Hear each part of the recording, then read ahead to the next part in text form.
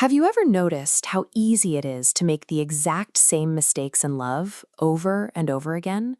You fall for the same types of people, you end up having the exact same fights, and eventually you find yourself right back where you started, alone and frustrated. It feels like terrible luck, but what if it's actually a pattern? A highly predictable psychological loop that we subconsciously choose to walk in simply because it feels familiar. This exact mystery is what author Mohamed Sadek explores in his novel, Hepta. The story unfolds through the eyes of an eccentric relationship specialist named Osama Hafez. He's standing in front of a lecture hall, delivering a final, definitive 6-hour masterclass on how love actually works. Hepta is Greek for 7. His core thesis: every romantic relationship goes through exactly 7 universal stages.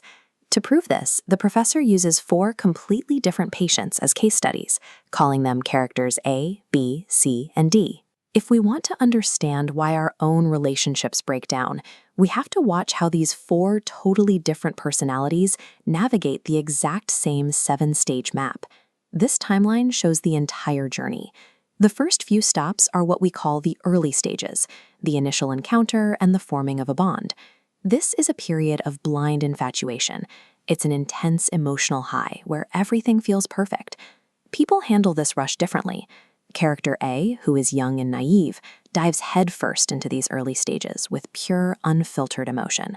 Character C, who is older and more guarded, resists at first.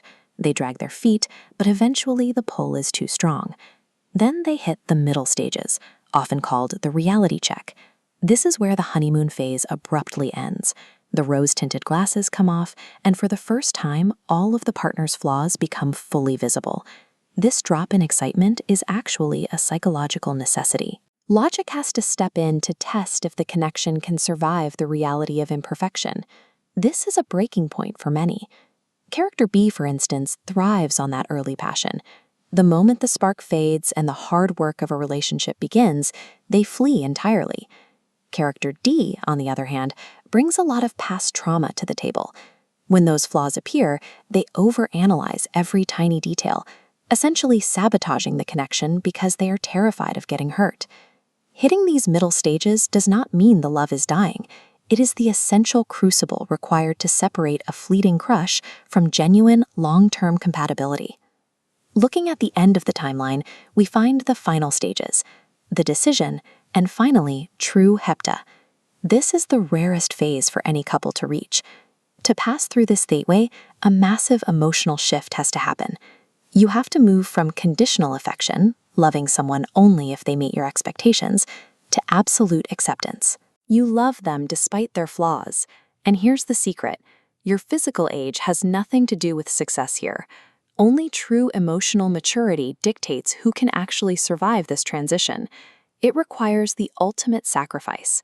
To reach stage 7, you have to completely shatter those self-protective, defensive walls you've built up over the years and embrace total vulnerability. Reaching Hepta means making the conscious, terrifying decision to stop running and fully accept another person's reality. We can treat these 7 stages as a map out of the loop. The professor is clear.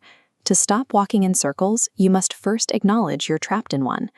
Lasting love brings everything we've seen together: the openness of character A, the raw passion of B, the logical grounding of C, and the careful wisdom D gained. When these 4 traits lock into place, the pattern becomes a foundation. The author leaves us with a poignant warning right in the book's opening dedication. He writes, "To everyone who let the world kill everything inside them." It is a powerful reminder not to let the cruelty of your past experiences completely destroy your capacity to love again. Now that you know the map, I'm curious, which of the 7 stages are you currently trapped in? Let me know in the comments.